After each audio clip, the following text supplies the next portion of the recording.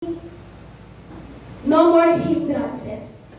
Yan. Sabi po kanina sa Kawikaan chapter 4 verse 12, hindi ka matatalisod sa lahat ng iyong hakbang. Magmabilis man ang lakad ay hindi ka mabubuwal. Napakasarap po ng promise ng Panginoon. Amen? Kasi kung dati po tayo ay nabubuwal, kung dati tayo ay tatalisod, ngayon ang pangako ng Diyos ang bawat isa po sa atin itong 2024, sabi niya, hindi ka matatalisod sa lahat ng iyong hakbang.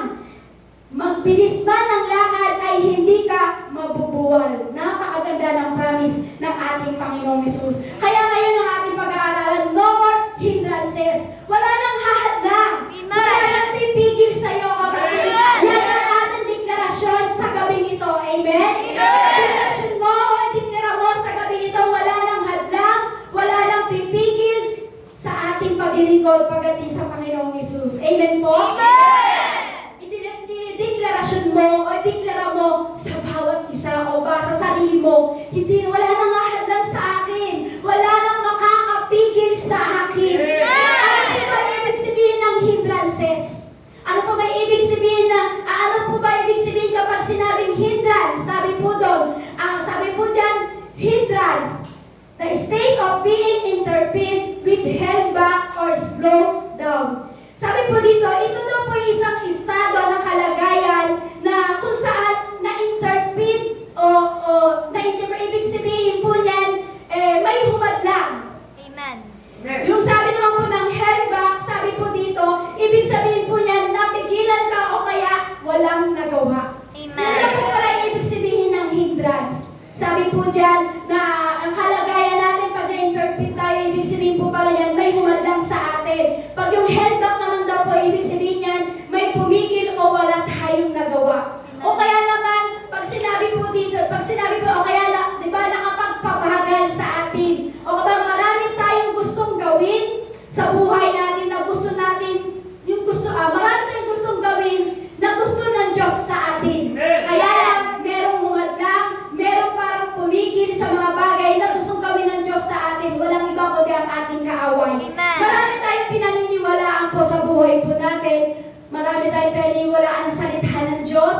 Marami tayong pinaniniwalaan sa mga bagay-bagay na prophetic ng ating Panginoong Hesus sa atin. Kaya lang, may hadlang. Tama po? There are hindrances. Kung bakit may mga bagay na may prophetic word sa atin ng Diyos, dahil sa hindrance na yan, tayo po ay hindi naniwala. Amen? Amen. Sabi po dito, there are hindrances. Kaya sa oras na ito, sabihin mo at ideklara mo na no more hindrances. No more hindrances. Wala nang dapat humadlang sa atin.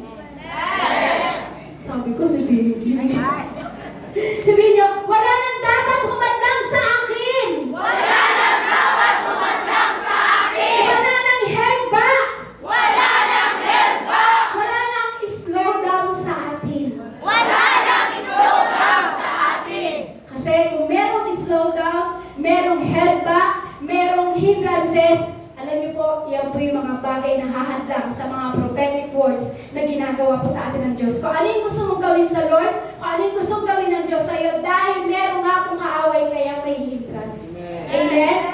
A person of things that interferes with or slow the progress of someone or something. Kapag may hindrance daw po ang isang tao o yung isang bagay, ito daw po ay nagpapabagal. Pag meron daw pong hindrance ang isang tao o isang bagay, ito daw po ay nagpapabagal sa progreso na dapat mangyari sa atin. Amen. Amen. Ganun pala yung system. Pag meron pala na hadlang sa atin, nagpapabagal sa progreso sa atin ng ating Panginoon. Amen.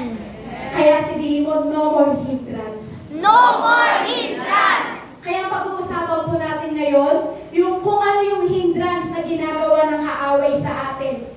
Kung kasi bilang isang Kristiyano, dapat wala nang humahadlang sa iyo eh. Bilang isang Kristiyano, dapat hindi ka na nahahadlangan.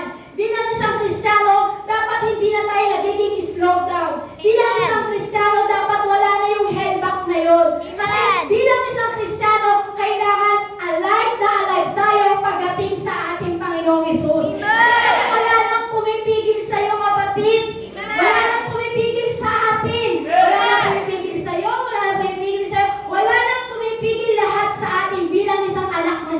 Amen! Wala nang dapat may pigil sa atin kung ano ang gustong gawin ng Diyos sa buhay ninyo. Sabihin mo sa iyong katabi, kapatid, wala nang hahadlang kung ano ang gustong gawin ng Diyos sa iyo.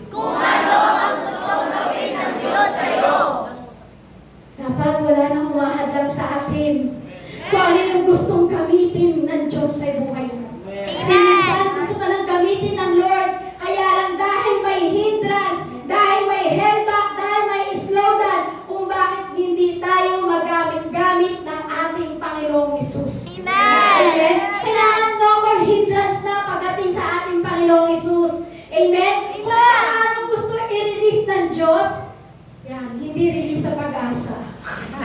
Hindi release sa card. Saan pa ba? Hindi release sa asa. Saan pa ba? Hindi release sa sakdeko. Hindi release sa video. Amen? Kung ano gusto i-release ng Diyos ang pagpapala sa atin, wala na dapat humahadlang. Ano gusto i-release ng Diyos kung paano ka gamitin, dapat wala na humahadlang sa iyo. Kung ano gustong i-release ng Diyos para gamitin ang buhay natin, wala nang slow down. Wala nang magpapabagay. Amen? Amen? Ano ba gusto niyong release? Release ng kapangyarihan ng Diyos o release ni Asa? Okay po. Kinaklaro ko lang po kasi mas maganda yung release na gagawin sa atin ng ating Panginoong Hesus. Amen po? Kasi kailangan wala na pong hahadlang sa atin. Kasi pag merong humadlang sa atin, hindi tayo magagamit ng ating Panginoong Hesus. Katulad na lang po dito dito po sa picture na ito, kung makikita niyo po, nagkaroon po ng landslide. Nagkaroon po ng landslide po sa China. Sa China po yan eh. Yan. Sinerge ko po kasi yan. Nagkaroon po ng landslide po dyan sa China. Ito pong roadway nila, naharangan. Kung makikita po natin, yung kasi maliit lang siguro, sa drone nila siguro kinuha na. Makikita niyo po yung landslide na yan. Doon sa daanan nila, sa roadway nila, ang daming mga bato, ang daming mga lupa. Halos talagang naharangan po yan. Ibig sabihin po yan, naharangan. Ibig sabihin po, napigilan sila doon sa dapat mangyari sa kalsadang yan. Kasi siguro po doon sa China, yung kalsada na yan, ayan po yung daraanan ng mga pupuntahan nila. Kaya lang, nagkaroon ng landslide, nagkaroon po ng mga harang. Nagkaroon po ng hindrance sa kanilang dadaanan. Amen po? Amen! Ang daming harang. Kung titignan po, ang daming harang na bato, ang daming harang na lupa. Kung titignan po natin, talagang ang daming harang. Hindi nila mapuntahan yung dapat nilang puntahan. Kaya hindi nila nadaanan, napigilan sila sa mga bagay na bato na yan, tsaka yung lupa na yan. Napigilan sila kung saan na magdadala sana sila ng yung mga good foods po kasi diba, yung mga nagdi-deliver dito nga po sa mga talim, nakita ko, pag ang isang tindahan, wala na ng isang bagay, lahat wala na. Kasi ibig sabihin pala, isa lang yung nagdi-deliver. Kaya pag meron pong harang dyan sa lugar po ng, ano tawag po doon, saan ba yun? San Clemente po ba yun? Sa checkpoint, wala nang deliver dito. Green tea nga lang po, naghahanap kami, walang deliver lahat. Hanggang Orbis, pinuntahan namin, wala kami makita green tea. Yung po pala walang deliver. May hadlang, parang ganito. Dahil sa landslide na yan, hindi makapagpadala ng mga pagkain sa ibang lugar. At hindi rin po makapunta sa magagandang lugar yung mga tao po dyan sa China dahil sa landslide na yan. Parang ganito po yan. Dahil nagkaroon po ng landslide, nagkaroon po ng paghadlang. Minsan, ganyan din po yung nararamdaman natin. Tama po ba? Amen. Nag-landslide po ba yung ating espiritu? Amen. May hadlang po ba yung ating espiritu? Amen. Kung sila po, dahil sa mga lupa, dahil sa mga bato, hindi nila mapuntahan yung mga bagay na dapat nilang puntahan. Merong i-deliver ng mga pagkain o Shopee mga i-deliver sa kanila. Pero dahil may nakahalang na bato at lupa, may hadlang at hindi nila napuntahan. Parang ganun din po sa atin bilang Kristiyano. Ganyan din po ang bilang mga Kristiyano. Maraming hadlang, maraming bato, maraming lupa na humahadlang sa ating lalakaran kung bakit hindi tayo magamit-gamit ng ating Panginoong Hesus. Kaya sabi mo sa katabi mo, no more hindrances. No more hindrances. Sabi nga po sa Isaiah chapter 57 verse 14, ang sabi ni Yahweh, ang mga hinirang ay inyong bayaang magbalik sa akin. Ang bawat hadlang sa daan ay inyong alisin. Ang landas ay gawin at inyong ayusin. Pakibasa nga po ng malakas. Ang sabi ni Yahweh, ang mga hinirang ay inyong bayaang magbalik sa akin. Ang bawat hadlang sa daan ay inyong alisin. Ang landas ay gawin at inyong ayusin. Ano po sabi dyan? Yung hadlang sa daanan ay inyong alisin. Kung alam mo ng hindrance sa buhay mo, alisin mo yung harang. Alisin mo yung bara. Alisin mo yung bato. Sabi niya, ang bawat hadlang sa daan ay inyong alisin. Alisin mo kapatid na namang umahadlang sa espiritu mo. Sabi po dyan, ang landas ay gawin ay inyong ayusin. Kung alam mo sa espiritu mo, may humahadlang, may harang, ba't di yung landas na yun ay inyong ayusin? Amen? Dapat sabi nga, no more hindrance. Amen? Kaya sabi dyan, ang bawat hadlang sa daan ay inyong alisin. Kung sa paglilingkod mo sa Panginoon may humahadlang, ba't di mo alisin? Ba't di mo tanggalin? Sabi dyan, ang landas ay gawin ay inyong ayusin. Ba't di mo ayusin? Halimbawa, kung humahadlang sa'yo yung time, ba't di mo gawa ng paraan at ayusin mo yung time na yun para hindi ka mahadlangan sa paglilingkod mo sa Panginoon? Amen? May sinasabi nga po ang ating Panginoon, sabi dyan, muli mong buuin ang daan. Yung po yung sinasabi po dyan, ang landas ay gawin at inyong ayusin. Yung po yung sinasabi ng ating Diyos, sinasabi niya po, muli mong buuin yung daan. Kasi yung daan na yun dapat, yun yung dadaluyan ng pagpapala, dadaluyan ng kalakasang espiritual, yung daluyan na yun, yun yung dapat na hindi tayo magkakaroon ng hindrance. Kaya sabi ng Diyos, ang landas ay gawin at inyong ayusin. Ibig sabihin yan, dapat daluyan tayo ng pagpapala, dapat daluyan tayo ng kalakasang espiritual, dapat daluyan tayo ng kagalingan, dapat daluyan tayo ng mga bagay na gustong gawin sa atin ng ating Panginoong Hesus. Kaya sabi diyan, tanggalin mo na yung mga bato. May mga bato ba sa paglilingkod niya, kapatid? Meron bang mga buhangin sa paglilingkod niyo, kapatid? Sabi po diyan, tanggalin mo ang mga bato. Sabi po diyan, bawat hadlang sa daan inyong alisin. Sabi po diyan ng ating Panginoong Hesus, tanggalin ang hindrance sa ating buhay. Amen? Nagkaroon nga po ng landslide dun po sa China. Kaya alam niyo po, dapat ganyan din tayo. Kung nagkaroon ng landslide sa espiritu mo, dapat tanggalin mo yung mga bato. Dapat tanggalin mo yung mga buhangin o ano man yung humahadlang. Nagkaroon kasi tayo ng hadlang sa pamamagitan ng isipan. Tama po ba? Pagdating sa isipan, diretso pababa sa puso, hadlang na. Amen po? Nagkaroon tayo ng mga hadlang sa isipan sa ating mga gawa. Kaya minsan dahil sa isipan na yon at punta sa ating puso, nahadlangan po tayo sa paggawa sa ating Panginoong Hesus. Ang sabi ng Diyos, ang bawat hadlang, sabi po ng Diyos, ang bawat hadlang sa daan ay iyong alisin. Napakalinaw na sinasabi ng Diyos, sabi niya po diyan, ang bawat hadlang sa daan ay inyong alisin. Ito po ang season na i-claim po natin sa gabing ito. Ito po yung season, ito po sa gabing ito na i-claim natin no more hindrances. Kaya nga, kung 2023 may mga hindrance sa'yo, ito sa gabing ito, ito yung season para i-claim mo na no more hindrances. Amen? Dapat sinisigaw mo yan, Lord, ito 2024 na to, no more hindrances na, Lord. Ito 2024, wala nang mahadlang sa akin. Ito wala nang makakapigil sa akin. Lord, kung nalaman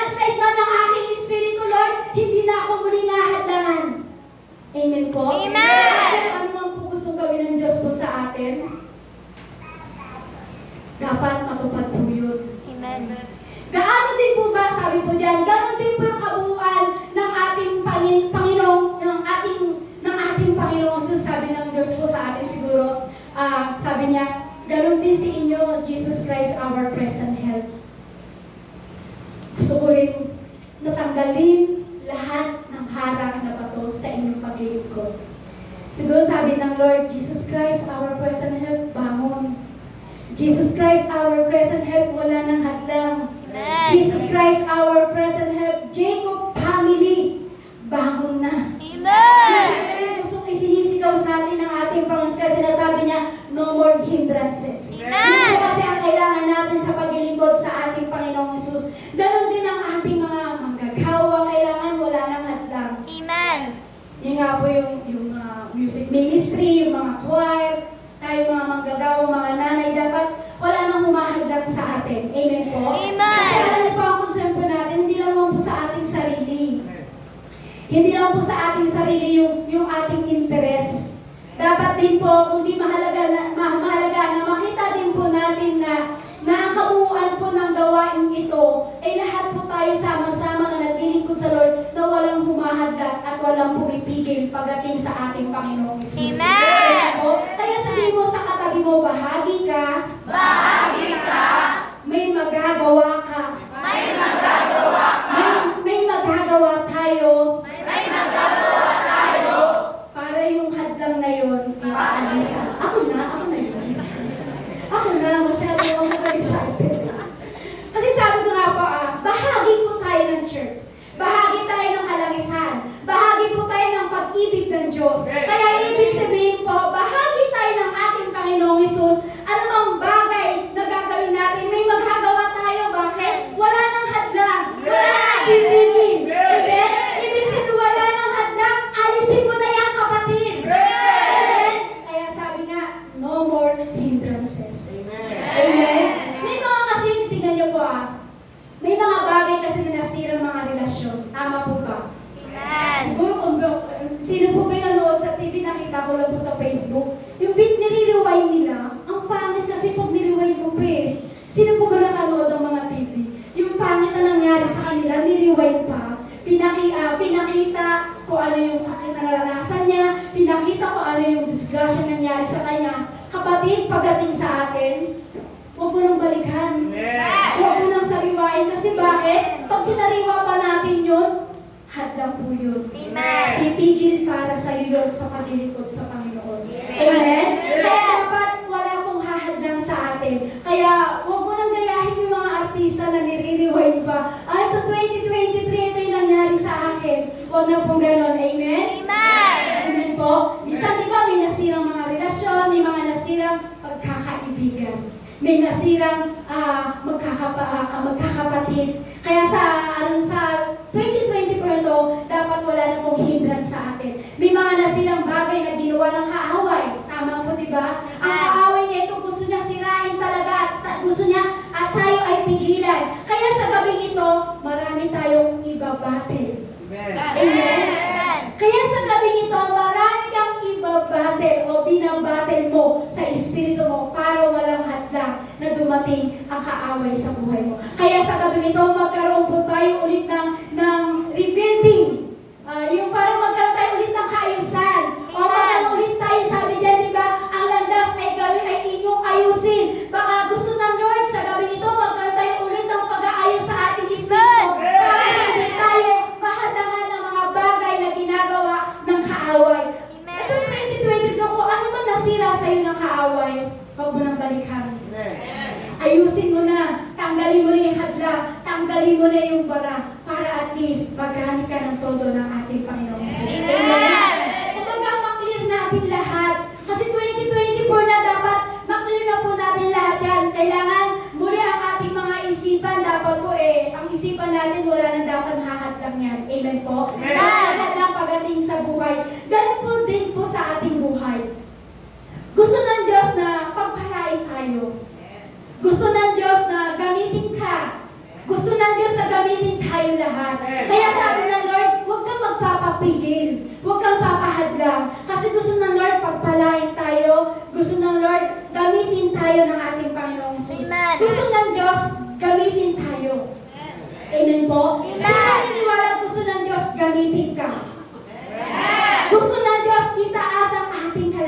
yan. Naniniwala po ba kayo? Gusto ng Diyos itaas ang pananampalataya ng bawat isa po sa atin. Kaya lang po minsan may ginawa ang kaaway kung bakit itong kaaway na ito ay humahadang kasi alam niya pagpapalain ka ng Lord eh. Alam niya itataas ng Diyos ang pananampalataya namin. Kaya ang kaaway na ito humahadlang. Amen. Amen? May hadlang sa buhay mo kapatid. May hadlang sa buhay mo kapatid kung bakit kailangan mong ayusin ang landas. Amen? Kailangan mong ayusin ang hadlang mo kasi may humahadlang sa atin. Amen? Alam niyo po, may hadlang sa ating buhay kaya kung yung progreso na yon ay bumabagal. Walang iba kundi ang kaaway.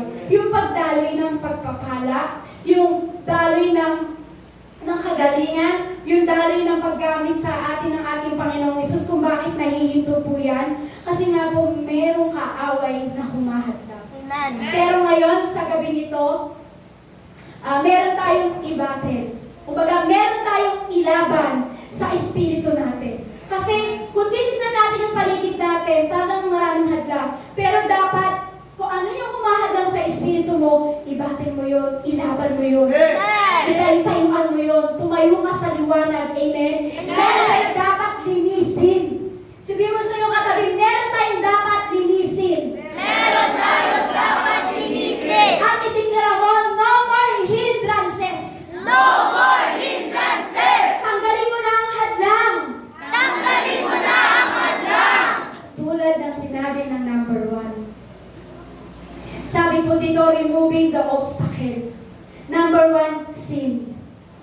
Kasi alam niyo po, ang kasalanan ang siyang pumipigil sa ating spiritual na kalagayan. Ang sin na yan, ang kasalanan na yan, siya ang pumipigil sa atin. Siya yung humahadlang sa atin kung bakit hindi tayo maggamit-gamit ng ating Panginoon. So sabi dito, sin is one of the most significant hindrances we face.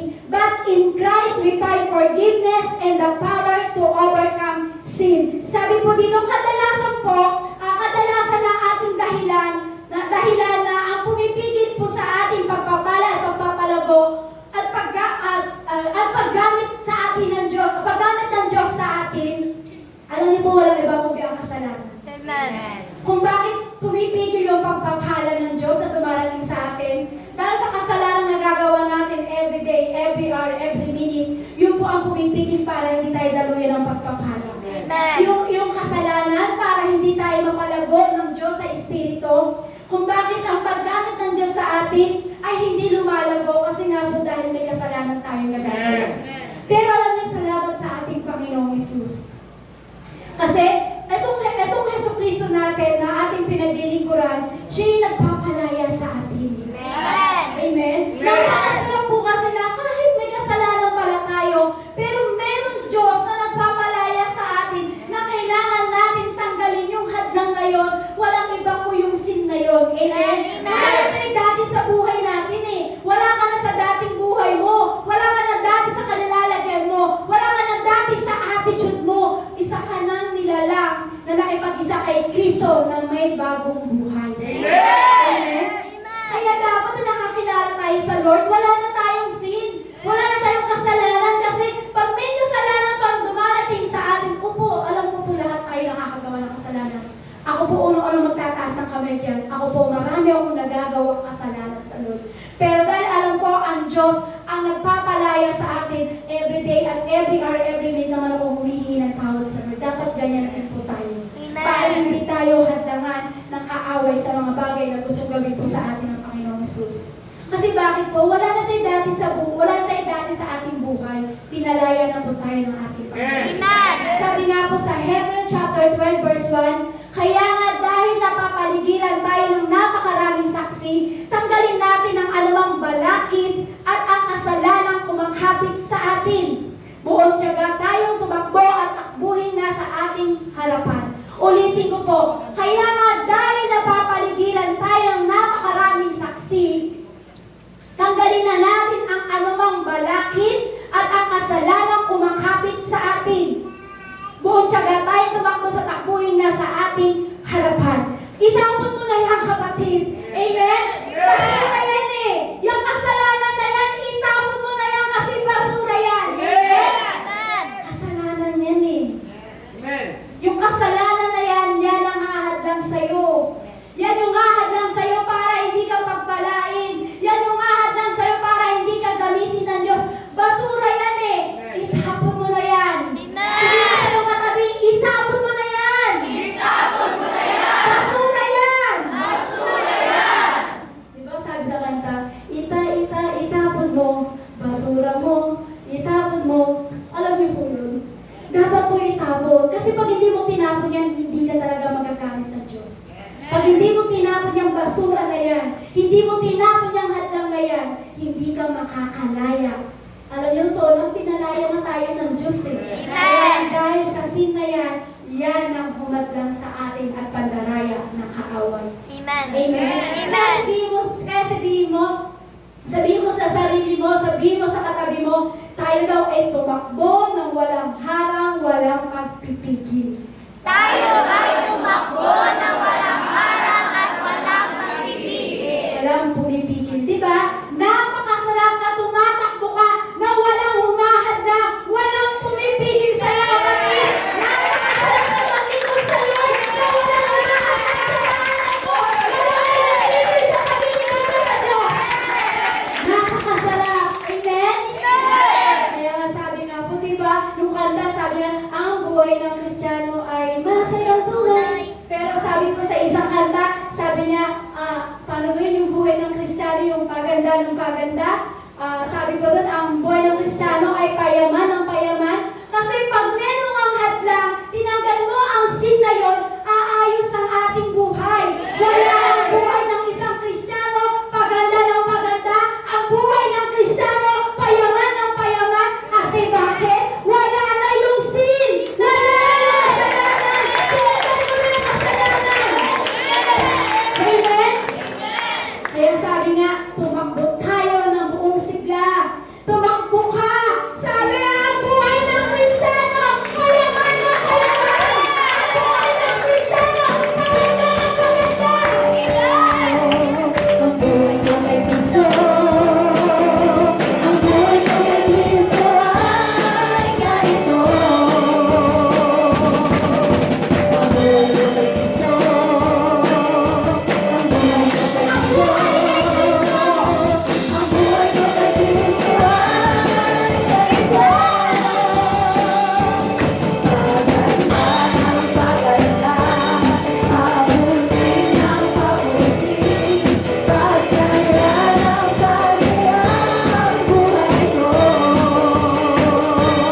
Paapat ng paapat, payaman ng payaman, ang buhay ko kay Kristo ay ganito. Diba? Kung walang hadlang, walang hindrance, walang pumipigil sa'yo, ang buhay ng Kristiyano.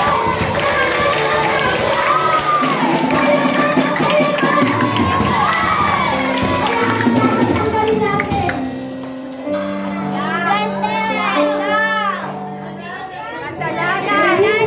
May kasalanan. Kasi sabi diyan, ang buhay ng Kristiyano, payaman ng payaman, paganda ng paganda, paputi ng paputi, paangat ng paangat, kapag tinanggal mo ang sin. Amen! Amen! Sabi ng mga pagbuko ng presensya ng Lord, kailangan yun, kapatid, para makuha mo yung payaman na payaman sa espiritual. Paangat ang paangat pagdating sa espiritual. Paputi ng paputi yung dating espiritu mo madilim, ngayon pumuputi dahil wala nang hadlang. Wala nang makakapigil sa'yo. Amen? Kaya sabi nga po dito, tumakbo tayo ng buong sigla at matapos natin yung karera na ibinigay sa atin ng ating Panginoong Hesus. Masarap po kayo tumakbo ng walang hadlang. Amen? Masarap sa puso natin. Masarap sa espiritu natin na walang humahadlang. Amen? Kasi kapag lagi nandyan yung hadlang, itong si hadlang, talagang pag nandyan lagi si hadlang, condemnation talaga ibibigay sa'yo. Sabihin, ito na naman ako. Nagkasala na naman ako sa Lord. Parang halimbawa, di ba? Na-revive ka, umating ka ngayong gabi dito sa church na ito. Nalibad yung espiritu mo. Pag uwi mo, merong dumating na tukso. At pag uwi mo doon sa bahay, nagawa mo yung kasalanan. Itong hadlang na ito, pagkatapos ng na-revival ka, kaya lang pagdating mo sa bahay, may kasalanan. At sabi mo, naawa mo sa sarili ko. Kinukondem mo na, nagawa ko naman yung kasalanan na ito. Hari-revive lang yun na. Kailangan kasi wala ng hadlang. Amen? Kasi kapag lagi nandyan yung hadlang, may condemnation na darating sa puso mo na yun ang hahadlang sa'yo para hindi ka makalaya sa sin. Amen. Sisibihin mo, nagawa ko yung kasalanan na yun, hindi ako mapapatawad ng Diyos. Ang laki ng kasalanan ko. Pag yun ang nilagay mo sa puso mo, kapatid, hindi ka makakalaya. Pinalaya ka na ng Diyos. Amen? Amen. Kasi condemnation po talaga ang bibigay ng kaaway sa'yo. Sa puso mo, lagi kang malungkot. Amen? Di ba? Pag may condemnation ka, lungkot-lungkot mo yun, parang di ba? Ang lungkot ko ngayon kasi nakagawa ko ng kasalanan. Itong kasalanan na ito, bakit ko ba nagawa yun? Ayoko naman yun eh. Pero bakit ko nagawa yun? Condemnation. Unang-una, hinahadlangan ka para magamit ka ng Panginoon. Amen? Kasi bakit? Pag may condemnation ka, malungkot ang puso mo, malungkot ang espiritu mo, malungkot ang buhay mo. Amen po? Amen. So, parang lagi kang mahina. Di ba pagka yung may kasalanan kang nagagawa, o yung parang kinukondem mo yung sarili mo, di ba parang lagi kang malungkot, yung parang lagi kang mahina. Parang di mo mahina ka, di ba?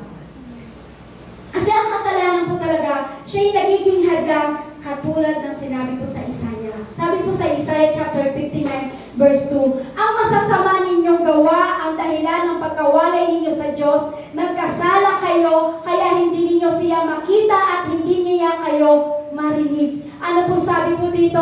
Ang masasama ninyong gawa ang dahilan ng pagkawalay ninyo sa Diyos, nagkasala kayo, kaya hindi ninyo siya makita at hindi niya kayo marinig. Grabe po, di ba? Ang ating kasalanan daw po pala ang nagiging dahilan kung bakit tayo nakahiwalay sa ating Panginoong Hesus. Amen? Amen. Ang kasalanan daw po pala yung kung bakit hindi natin nakikita ang mukha ng Diyos. Sabi, ang masama ninyong gawa ang dahilan ng pagkawalay ninyo sa Diyos. Ibig sabihin po pala kung bakit minsan nakatago ang mukha ng Diyos po sa atin. Kasi dahil sa kasalanan. Yun yung hadlang. Amen? Amen. Sabi po yan, ang inyong kasalanan daw po ay nagiging dahilan.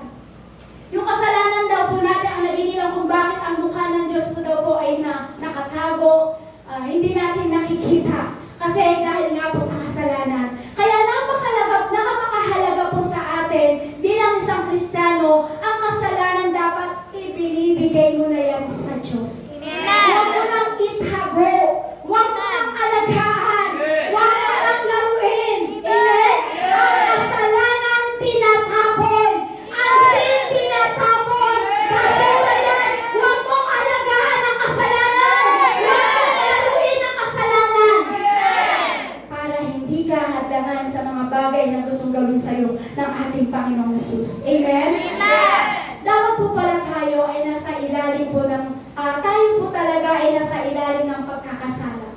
Sa sinapupunan pa lang ng ating ina, tayo po ay nasa ilalim ng pagkakasala. Amen po? Amen. Kaya meron po dito sa Japan na, mahilig na sila, nagsisearch po. Mahilig po sa Japan na ang kanilang technology po, sa kanilang ilog, meron po silang nilalagay na isang bagay o sa kanilang creek, kung bakit dun sa ilog nila o sa creek nila, bakit nagtataka tayo, bakit may nabubuhay na isda?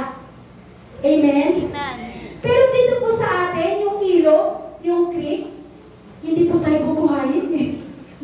Pero sa Japan, yung technology po nila doon, tignan niyo po may idea na kayo. Sa Japan po kasi, tignan niyo po, kaya pala malinis ang kanilang ilog o yung kanilang ilog o yung creek po dun sa lugar po nila, ay naglalagay po sila ng pangsalo. Kung titignan niyo po yan, may net. Pinipilkat po nila, lahat ng basura ay nasasala. Amen po? Yung pansalo na yun, habang dumadalo yung basura, nasasala po. Kaya yung ilog nila, marinis, may nabubuhay na mga isda. Pero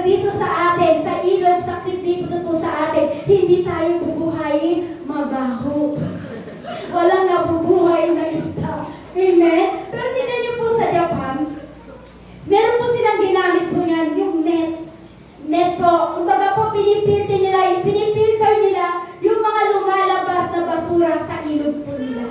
Napipilter po. Kaya dapat, kung pinipilter din natin ang ating espiritu, di ba sila po, pinipilter nila yung basura para maging malinis ang kanilang ilog. Tayo din po dapat, pinipilter din po natin, magkaroon din po tayo ng pagpipilter sa ating sarili. Amen? Kasi kapag di natin pinilter yung mga bagay sa ating sarili, yung mga bagay-bagay na nangyayari sa ating sarili, kung hindi po natin ito pipilterin, puro basura ang mangyayari. Puro basura ang nasa puso mo. Amen? Kaya dapat po, pinipilter din po natin kung ano yung nababasa natin. Pinipilter mo rin dapat kung ano yung napapakinggan mo. Pinipilter mo rin dapat kung ano yung napapanood mo. Alam niyo po, magtitignan po natin, sino po dito mga nanonood ng TV? Kasi pag nanonood po kami ng balita, may mga commercial. Sabi ko nga po sa kanila, ano ba yung title ng palabas na yan? Ang pangit, asawa ng asawa ko. Di ba? Tapos ngayon, babae sa babae, magkalinin sila. Kasi sabi ko, ang pangit na. Kaya dapat, kung sino man nanonood ng TV, filter mo yun. Kasi kung hindi mo pipilterin yung naririnig mo, napapanood mo, maa-adapt mo yun. Hindi mo siya masasala. Kaya kailangan, nagkakaroon tayo ng pagpipilter sa ating sarili. Amen? Hindi yung filter ka ng filter sa mukha mo pag ikaw nagsiselfie. Di ba? Ay, dito ako nagsiselfie ako. Ay, bakit naman laki ng eyebag ko? Ano ba tawag doon? I-edit. Hindi yung tawag nyo doon sa yung sa apps na yun. Basta yung may make-upan mo pa, di ba? Para mawala yung eyebag, tapos may nunal ka rito, ayaw mo, tatanggalin mo pa. Huwag yung pag-filter sa mukha. I-filter mo ang espiritu mo, kapatid! Ay, mga kasalanan na tumarating sa'yo, i-filter mo yun! Huwag mo papasukin! Huwag mo hayaan na umandan sa'yo ang kasalanan! Pero ngayon, sa panahon ngayon, mga kabataan, sa Facebook, Instagram. Di ba? Ang ganda-ganda. Ang flawless, filter na filter, pero sa personal, kamukha ni Bakit Kama. Bakit? Puro basuri. Kaya kailangan mag-filter tayo ng ating espiritu. Puro mukha. Kabataan, kung gusto nyo makita na natural ang kagandahan nyo, huwag kayong gagamit ng apps na puro filter. Mas maganda, kabataan, mga nanay, i-filter natin ang ating espiritu. Para walang basura na pumapasok sa atin. Amen? Wala nang hadlang sa pagpapala. Wala nang hadlang sa ginagawa ng kaaway sa atin. Bakit? Kasi pinilter mo ni. Ako nga po, sinubukan ko minsan. Ay, sabi ko, ang taba ko. Sabi ko, ay, ang chubby ko naman dito. Sabi ko, Jessica, ano ba yung apps na yun? Ay, pinasexy ko yung braso ko, pinaliit ko yung bewa ko, pati yung hita ko. Ay, bongga, Coca-Cola. Pero sabi ng Lord, anak, hindi tama yan. Mas maganda ang natural. Amen! Mas maganda na i-filter mo at ayusin mo yung espiritu mo. At yung kasalanan na pumapasok, tanggalin mo yan. Amen! Mga kabataan, wala nang filter. Ako na, tinanggap ko na yung katawan ko eh. Amen? Tinanggap ko na malaki yung braso ko. Bakit? Mas mahalaga ang ating espiritu na maayos sa harapan. Amen! Higit sa lahat, yung mga nababasa nyo, i-filter nyo rin. Huwag na kayo yung bilyawan, bilyato. Parang pocketbook kala nyo, hindi ko alam ha. Pocketbook yun. Na puro laptop. Huwag na, i-filter nyo na kung ano yun yung nababasa. Makikita mo kung ano yung katotohanan. Amen? Para mo ang kasalanan, dapat hindi ito ay magiging hadlang para sa iyo. Dapat tanggalin mo na yun. Kaya sabi nga po sa Efeso chapter 4 verse 22, iwanan ninyo ang dating pamumuhay, hubalin na ninyo ang inyong dating pagkatao na nasisira dahil sa masamang pagnanasa. Iwanan ninyo ang dating pamumuhay, hubalin na ninyo ang inyong dating pagkatao na nasisira dahil sa masasamang pagnanasa.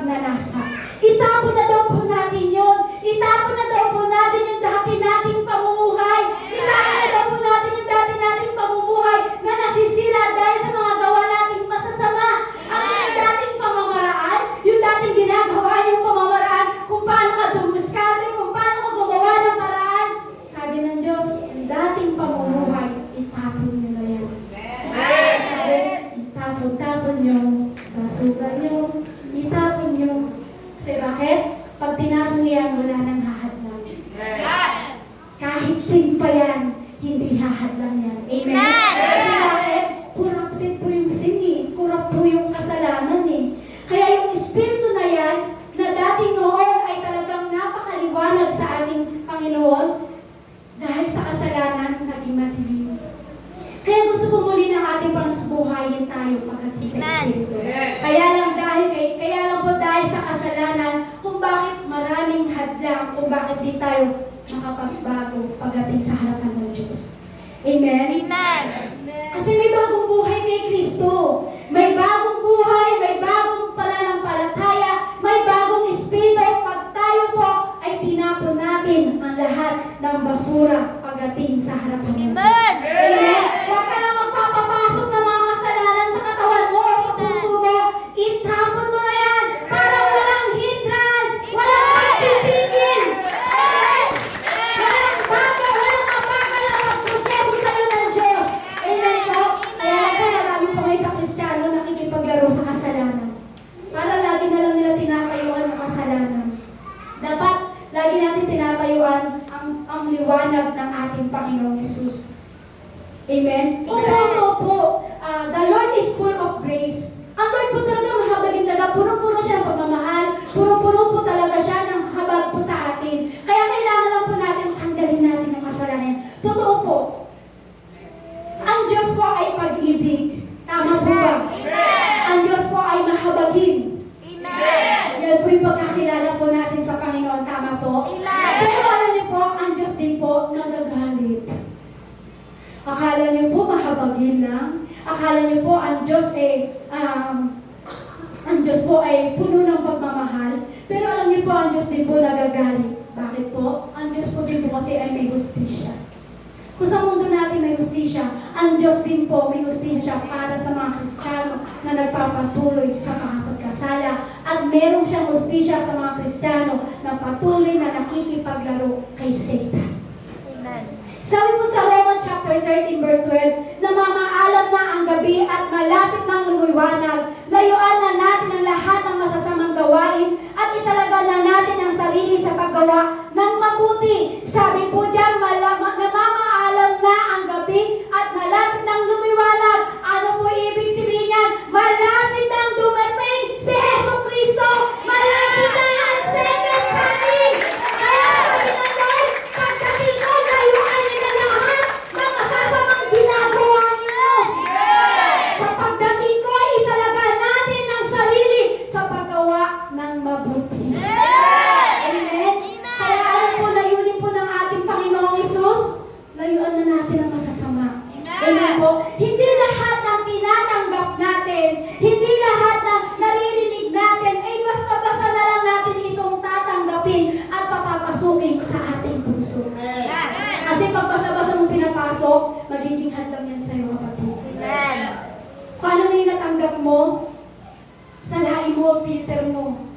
Para kung pumasok man siya sa puso mo, magagamit at magagamit ka pa rin ng Lord. Amen? Amen po? Kaya sabihin mo sa iyong katabi, huwag kang papahadlang. Huwag kang papapigil. Magkaroon tayo ng kalayaan sa ating Panginoong Hesus.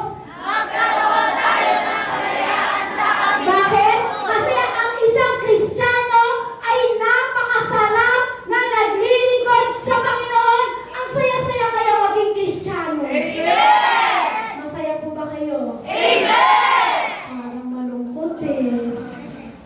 Sabi nga po, ang isang Kristiyano, napakasaya, tunay! Isang Kristiyano, napakasaya. Bakit? Pinalaya ka na ng Lord! Pinalaya ka na ng Diyos! Kaya sabi nga po sa kanta na, ang buhay ng Kristiyano ay masayang tunay, paganda-ganda, kaputi ng kaputi, kaangat ng kaangat. Kasi bakit? Malaya ka na, kapatid! Pinalaya ka na sa kasalanan! Pinalaya ka sa kasalanan! Lahat tayo pinalaya! Napakasaya! Kay palalahin ka ng Diyos sa kasalanan! Salamat, pinalaya ako ng Diyos sa kasalanan! Napakasarap! maraming Kristiyano na naglilingkod sa Lord na pinalaya sa kasalanan. Amen. Amen? Kaya huwag ka nang malulungkot, kapatid. Amen. Amen? Amen. Huwag ka nang malulungkot, kapatid. Amen. Pinalaya ka na ng Diyos. Amen. Pinalaya ka na sa kasalanan. Sabi nga po sa Romans chapter 6 verse 6, alam natin ang dati nating pagkatao ay naipako na sa krus kasama niya upang mamatay ang ating mga kasalanang pagkatao nang hindi tayo maalipin pa ng kasalanan. Yung time na ipinako sa Jesucristo sa krus, kasama ang kasalanan na napako. Amen. Yung kasalanan mo, naipako na kasama ni Kristo. Kaya ngayon, malaya ka na. Kaya sabi niya, alam natin na ang dati nating pagkatao na ipako na sa krus. Na si Kristo nang pinako sa krus, kasama na yung kasalanan mong naipako. Kaya lang nasa iyo kung paano mo itatapon. Amen? Amen. Kasi gusto ng Lord, huwag na tayo maging alipin ng kasalanan. Kasi dinidikira naman po talaga ng Bible na dapat alam po natin na ang dati nating pagkatao talaga ay napako na. Yung dating kasalanan natin, napako na sa kasama ni Yesu Cristo ng pinako sa krus. Ibig sabihin, pinalayo na tayo, kapatid. Amen. Kaya sabihin mo sa iyong katabi, malaya ka na. Malaya ka na.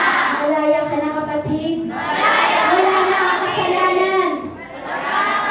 Lumakad na tayo sa katotohanan.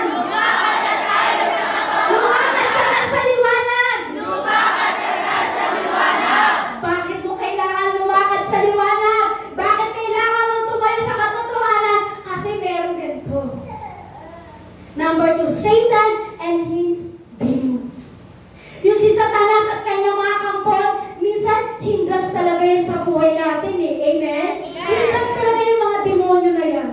Kaya sabi po sa 1 Thessalonica chapter 2 verse 18, ang nais namin makabalik dyan, ako mismo si Pablo, at nais namin makabalik dyan, ako mismo si Pablo ay makailang ulit na nagbalak dumalaw sa inyo, ngunit lagi kaming hinahadlangan ni Satanas. Kung mismo si Pablo, hinadlangan ni Satanas, gusto niyang makabalik doon, pero hinahadlangan siya ng kaaway.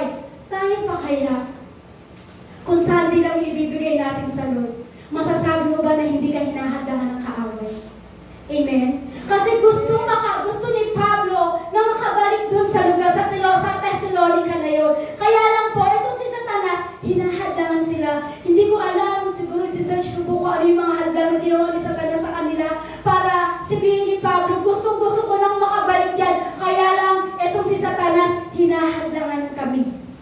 Amen? Amen. So sa biblically speaking po, ang kaaway po pala ay may ginagawa po talagang hadlang para tayo ay hindi maghamit at hindi tayo makabalik sa Panginoon. Amen. Amen po. At minsan kung hindi po tayo makabalik sa spiritual, pamamagitan po ng Satan po yun eh. Kung bakit po ito si Satan ay hinahadlangan tayo. Amen po. Amen. Kasi alam niyo po, hindi po natin makikita yung mga bagay na ginagawa ng kaaway. Hindi mo alam, nilalaro na pala tayo ng kaaway. Amen? Amen. Gusto ng kaaway, nakikipaglaro sa atin. Gusto niyo po ba makikipaglaro kay Satan? Parang nahiya kayo sabihin kay Satan. Alam niyo po, pag sa akin sinasabi yan, ayoko! Not today! Wala kang kapangyarihan, Satan! Not today! Ayoko! Ayoko! Hindi mo ako mahadlangan. Pero sa inyo, ayaw. Amen? Amen. Minsan, alam niyo po, kung di tayo magiging spiritual po sa spiritual,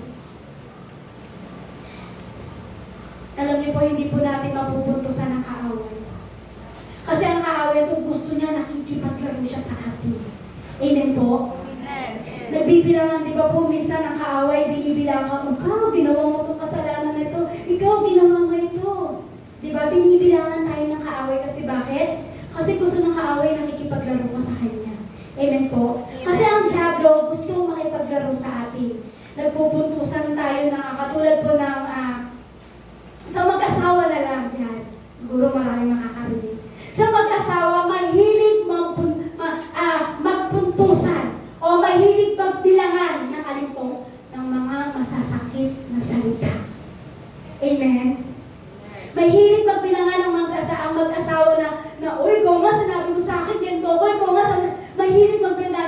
po, nakapasok na ang paglalaro ni Satan sa inyong mag-asawa.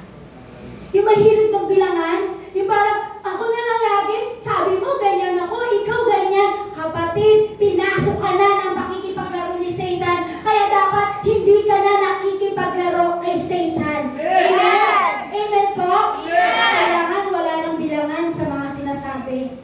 Sabi nga, huwag kang makipaglaro sa kaaway. Sister, di naman ako nakikipaglaro sa kaaway. Ang problema, di mo alam, nilalaro ka na ni Satan. Amen? Amen. Ang problema, hindi mo alam, nilalaro ka na ni Satan. Yun ang nakakatakot. Hindi mo alam na nilalaro ka na pala ni Satan. Hindi mo alam na nakakatakot na pumasok na pala ang pakikipaglaro sa'yo ni Satan. Amen? Amen. Nilaro na yung damdamin. Yan, pasok ka na pasok ka na sa laro ni Satan. Pinasok yung relasyon, nagkasira ang relasyon, pinasok ka na ni Satan sa laro. Dati kang matampuhin, pinasok ka na ni Satan sa pakikipaglaro. Dati kang masungit, dati kang madamot, dati kang masakit na mga masasakit na salita, hindi mo alam, pinasok ka na sa laro ni Satan. Amen? Amen. Kaya dapat makita po natin sa sarili po natin. Ako nga po rin, naaral ko, sabi ko, Lord, dayan ka na naman, Lord, sinasabi na, Lord, alam ko masakit, pero ang salita mo ay nakakapagpalaya. Sabi ko, Lord, alam ko, Lord, masakit ako magsalita. Sorry. Lord, alam ko, Lord, masungit ako, Lord, patawad. Habang inaaral ko po ito, Lord, sorry. Sorry, Lord. Salamat po yung pinapaalam mo sa akin to. Bakit? Kasi hindi mo alam na pinapasok na tayo ng kaaway sa pakikipaglaro sa Kanya. Amen? Amen. Kaya dapat makita po natin ito. Dapat kung laro man ng kaaway ang damdamin mo, huwag mong papasukin. Kung laro naman ng kaaway ang puso mo, dayain ka o dati kang matampuhin, dati kang magalitin, huwag ka nang makipaglaro kay Satan kasi ibig sabihin niya, nilalaro ka ni Satan. Si Satan, gusto niya mahilig makipaglaro sa bawat anak ng Diyos. Amen. Pero alam niyo po, ito si Pablo, nakita po niya, maging si Pablo po, nakita niya na yung hadlang ng kaaway. Maging po si Jesus, nakita din po niya kung paano siya laruin ni Satanas. Pero alam niyo po, nakita kagad po ni Jesus eh. Nakita kagad ni Jesus kung ano ang plano at anong laro ang gusto ng kaaway. Kaya nga po, di ba, etong si Satan na to, sabi po ni Christ, gumamit pa si Satanas ng instrumento, walang iba kundi si Pedro. Naalala niyo po kung ano yung ginawa ni Pedro? Amen. Di ba sabi niya kay Jesus, Guro, hindi ako dapat na iyong hugasan ng paa. Guro, di ba ano sabi po ni Jesus sa kanya? Satanas, huwag kang hadlang sa aking gagawin. Amen? Kasi ganun po yun. Kasi si Satanas gusto niya nakikipaglaro. Huwag kang nakikipaglaro kay Satanas. Huwag mo papasukin yung laro ni Satan sa buhay mo. Ang gusto ni Satan, masira ka eh. Ang gusto ni Satan, nakikipaglaro ka eh. Kaya dapat magkaroon tayo ng discernment. Alam mo kung ano yung bagay na nilalaro ng dyablo sa iyong paglilingkod.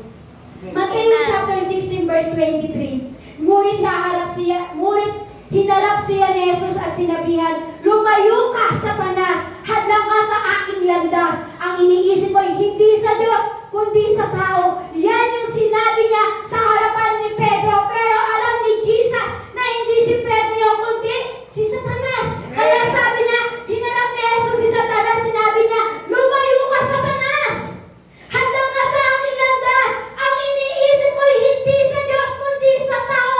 Pag alam mo na nilalaro ni Satan ang damdamin mo, sabihin mo, Satanas, layuan mo ako. Hindi na makikipaglaro si Satan sa'yo. Ang iniisip mo ay hindi sa Diyos. Ang iniisip mo ay sa tao. Amen? Amen. Kaya sinabi ni Jesus, si Pedro pinasukan ng kaaway. Sabi niya, si Pedro pinasukan ng kaaway, na-discern ni Jesus yun. Naramdaman ka agad ni Jesus yun. Dapat pag alam mo na ikaw ay nilalaro ni Satan, maramdaman mo na yung kapatid at sabihin mo, layas!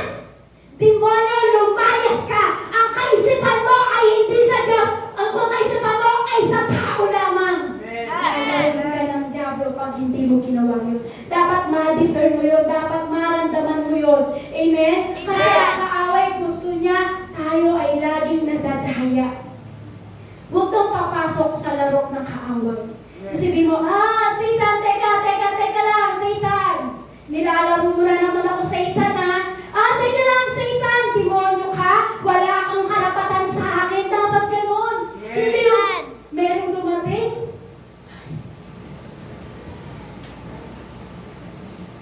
Nakipaglaro ka na. Pero pag alam mo, na-discern mo sa sarili mo, na alam mo, laro ni Satan yun, sisibihin mo, Satan, layas! Lumayo ka, Satanas! Ang kaisipan mo ay hindi sa Diyos! Ang kaisipan mo ay sa tao lamang! Hindi ka lalaruin ni Satanas, kapatid! Kaya sabihin mo, Satan! Satan! Layas! Layas!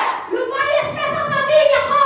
Lumayas ka sa pamilya ko! Lumayas ka sa mga worker ng Jesus Christ, our present head! Lumayas ka sa mga worker ng Jesus Christ! Hindi nakakapasok ang laro mo, Satanas, sa Jesus Christ, our present head! Para kayong labanan si Satan, man. Mapapatid na ang aking ugat. Ayaw yung labanan si Satan. Kayo rin po, bahala po kayo. Kailangan magkaroon po tayo ng discern pagdating po sa mga bagay na paglalaro po sa atin ni Satan. Kasi pag hindi mo pinalay si Satan, hindi ka magagamit ng Diyos. Pag hindi mo pinalay si Satan, hindi mo masasabing pagpapalain ka, hindi mo masasabing magagamit ka ng ating Panginoong Isus. Kailangan palayasin mo. Kaya kailangan everyday sabihin mo, Satan, not today. Kasi maraming demonyo sa ating paligid. Hindi lang si Satan, maging ang kanyang mga kampon. Marami po. Kaya kailangan patuloy po natin itong hinahadlangan. Patuloy po natin pinapalaya. Sabi nga po sa 1 Peter chapter 5 verse 8 to 9, maging handa kayo at magbantay. Ano po sabi dito? Maging handa kayo at magbantay. Ngayon nga lang po, parang hindi po kayo handa, hindi kayo marunong magbantay sa ginagawa ng Diablo. Sabi po dyan, maging handa kayo at magbantay. Ang Diablo, ang kaaway ninyo, ay parang liyong umuungal at aali-aligid na naghahanap ng malalapa. Ano po sabi po dito? Maging handa kayo at magbantay. Ang Diablo ang kaaway ninyo. Ang Diablo po ang kaaway natin. Hindi po ako ang kaaway ninyo. Bakit po ako sumisigaw dito? Kasi gusto ko manalo natin ang si Satan. Hindi po ako ang kaaway nyo. Amen? Kaaway po natin si Satan. Kaya sabi po dito, kung meron man po tayong dapat gawin, palayasin natin si Satan. Sabi po dyan, maging handa kayo at magbantay. Ang Diablo ang kaaway ninyo ay parang iyong umuungal at aling-aligid na naghahanap ng malalapa. Labanan ninyo siya at magpakatatag kayo sa inyong pananampalataya sa Diyos. Tulad ng alam ninyo, hindi lamang kayo ang nagtitiis ng mga kahirapan, kundi gayon din ang inyong mga kapatid sa buong daigdig. Kaya kailangan maging handa tayo at mapagbantay po. Dapat hindi po tayo nakikipaglaro sa kaaway. Kasi ang kaaway po nagpapanggap. Nakakala mo leon lang siya, pero hindi naman po siya totoong leon eh. Amen? Umakatungal pero nananakot, pero hindi naman po siya totoong leon eh. Naninindak, pero hindi naman po siya totoong leon. Kumagat lang po siya sa atin, wala siyang mapapala. Kasi bakit? Wala siyang pangit. Amen. Amen. Amen?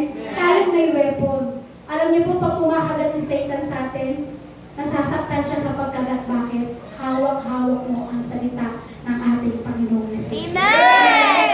Kaya kahit kumagat po sa atin si Satan, wala po siyang pangil, wala po siyang magagawa. Para lang po siyang kumagat na walang ipin. Amen? Sabihin sa katabi mo, walang magagawa sa iyo ang kaaway. Walang magagawa sa iyo ang kaaway.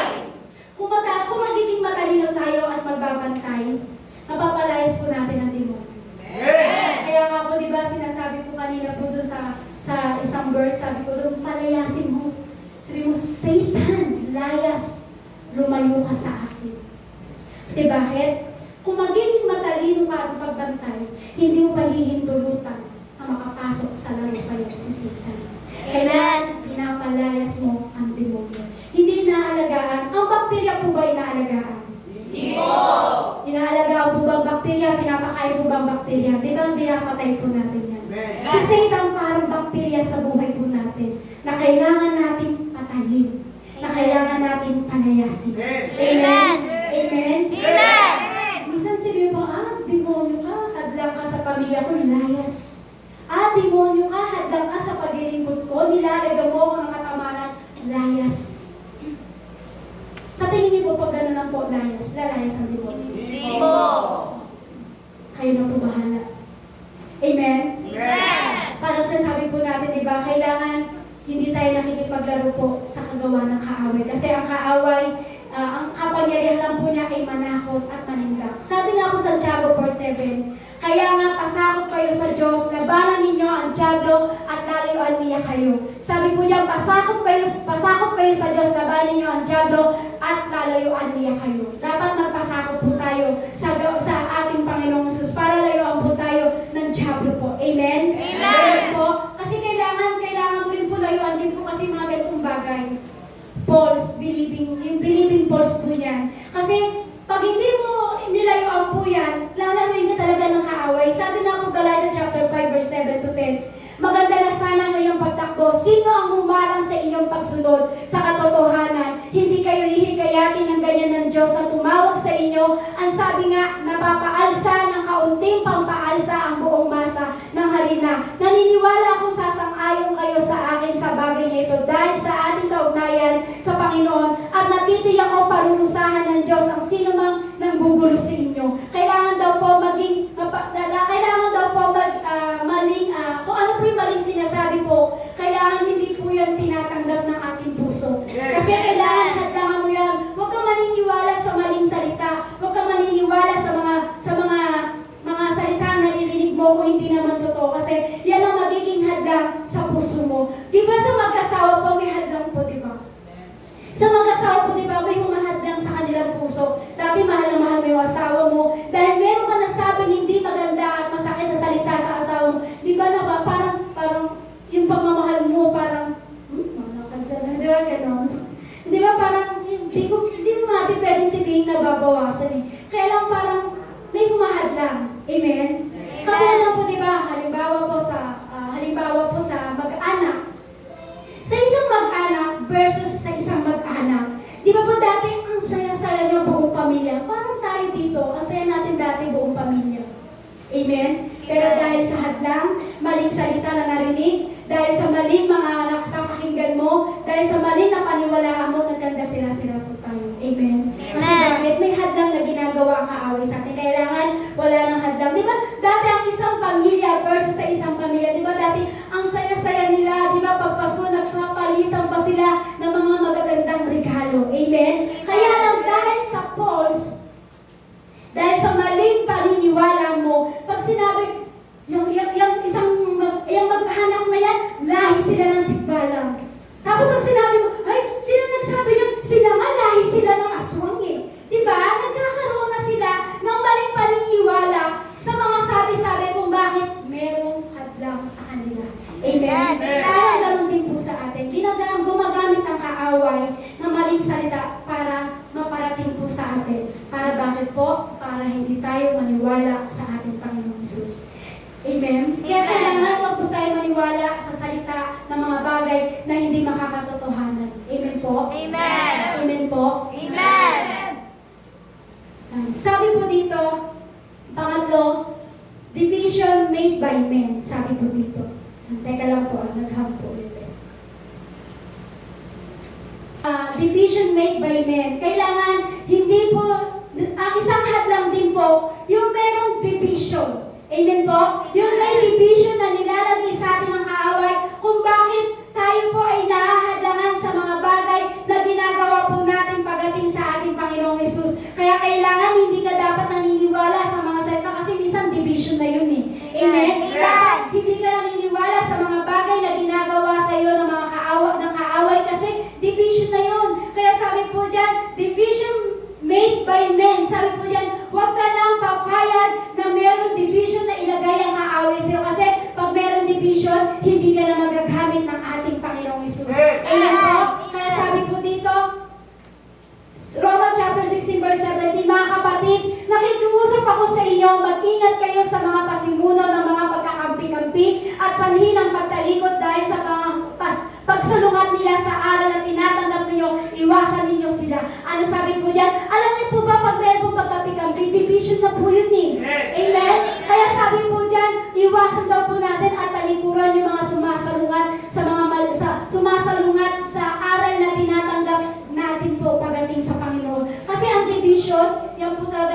magiging hadlang pagdating sa ating Panginoong Hesus. Amen? Amen.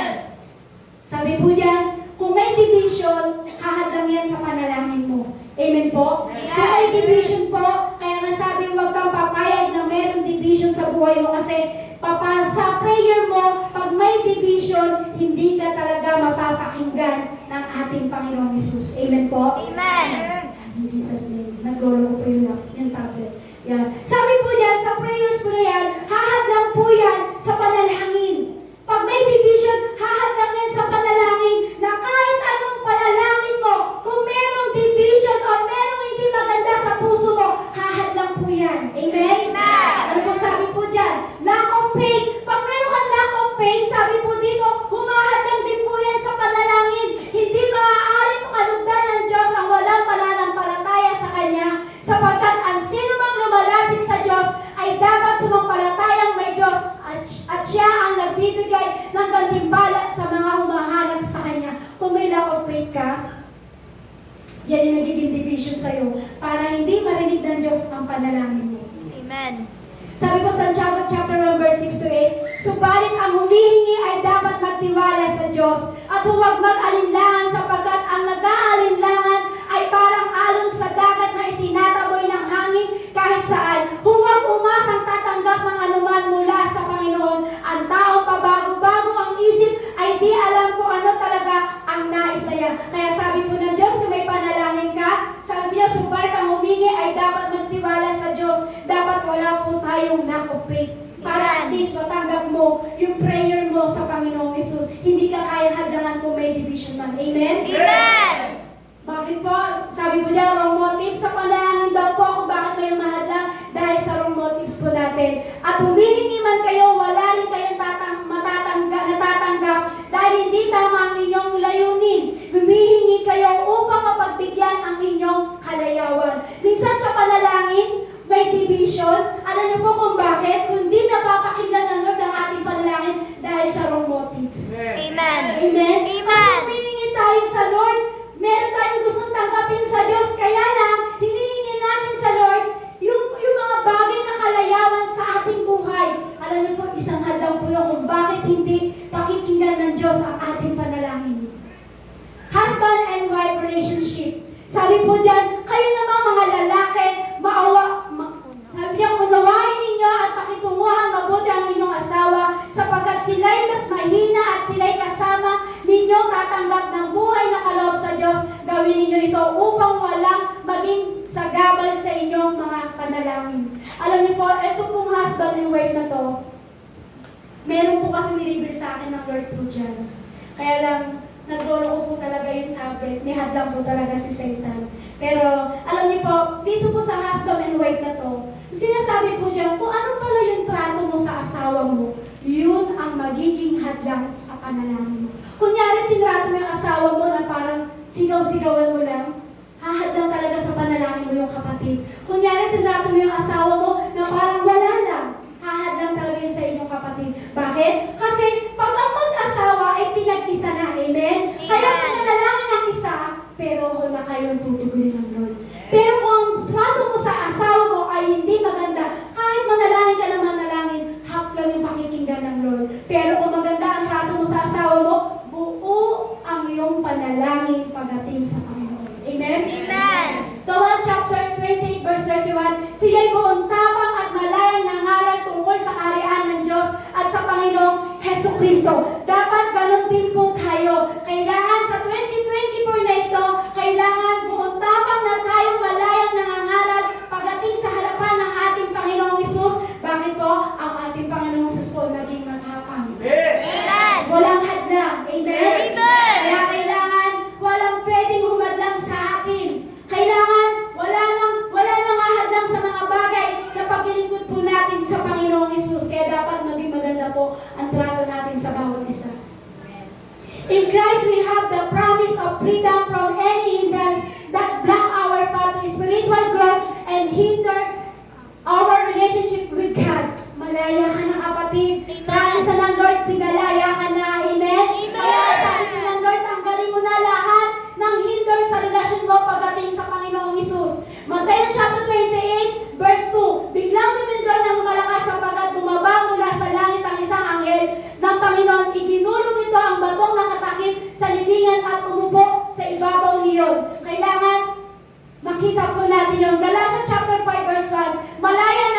dahil sa pinalaya tayo ni Kristo. Kaya magpakatatag kayo at huwag nang papaalipin muli sa kaaway. Kawikaan chapter 4 verse 12, hindi ka matatalisod sa lahat ng iyong hakbang, magpabilis man ang lakad ay hindi ka mabubuwal. Pag tinanggal mo ang hindrance sa paglilingkod mo, tumakbo ka man daw po ng mabilis, hindi ka matatalisod. Amen.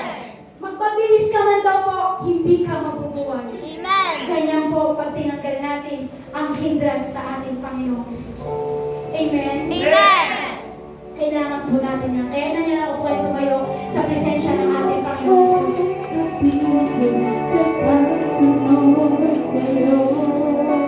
Tanggalin mo lahat ng hindrance sa paglilingkod mo. Magpabilis ka man, hindi ka mabubuwal. Magbilis ka man, hindi ka matatalisod. Tanggalin mo lahat ng harap.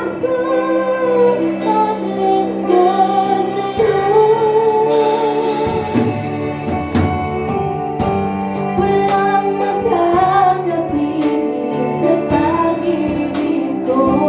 Dapat wala nang pipigil sa'yo sa pag-ibig mo sa Panginoon. Ikaw, Jesus, sa lahat sa buhay ko.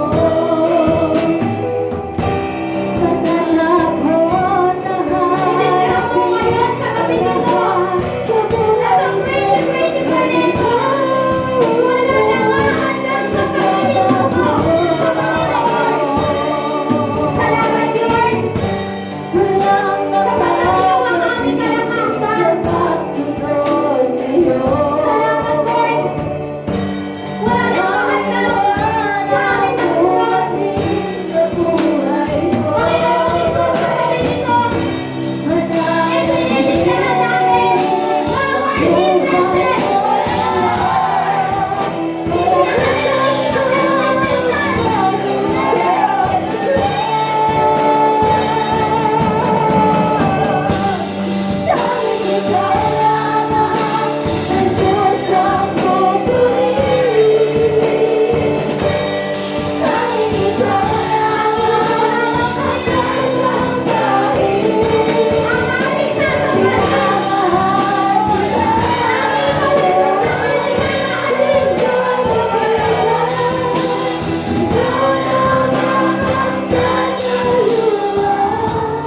Salamat po ng marami sa iyo, Panginoon. Sa gabi nito, Lord, Ikaw ang aming itataas. Ikaw ang aming pararangalan. Ikaw ang aming ilalagay namin sa puso namin, Lord. Si Satan, Lord, pinapalayas namin yan sa aming buhay. Satanas, lumayas ka. Satanas, lumayas ka sa Jesus Christ, our President. Satanas, lumayas ka sa mga kagawa ng church nito. Satanas, lumayas ka sa mga attendant, sa church nito. Ano mang ganda ang ginagawa ng Satan sa mga magagawa, sa mga attendant ng church nito. Hindi na tayo pinahihirap sa Panginoon mo. Panginoon Jesus, wala kaming ibang idineklara sa gabi nito. Kundi, Lord, no more hindrances. Wala nang makakahadlang sa amin. Wala nang makakapigil sa amin. Lord, sa gabi nito, Lord, hinihingahan namin at pinupuhitan namin ang mga gawa ni Satan. Sa pangalan mo,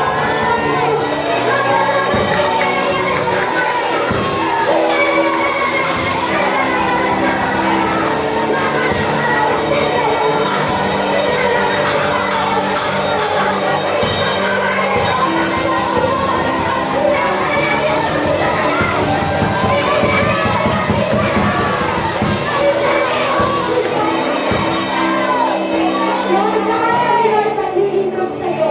Wala nang mahadlang, Panginoong Jesus, sa aming paglilingkod sa'yo, Lord. Satan, not today. Hindi ang oras na ito.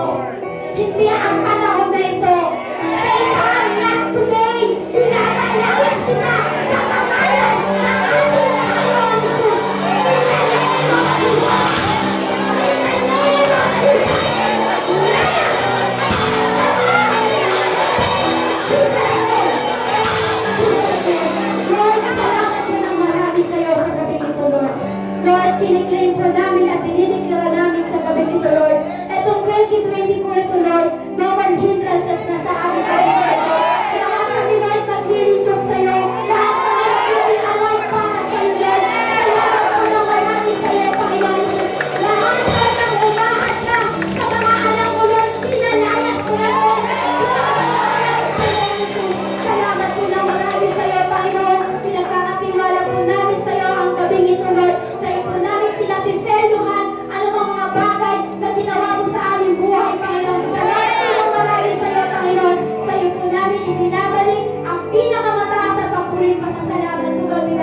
Lord.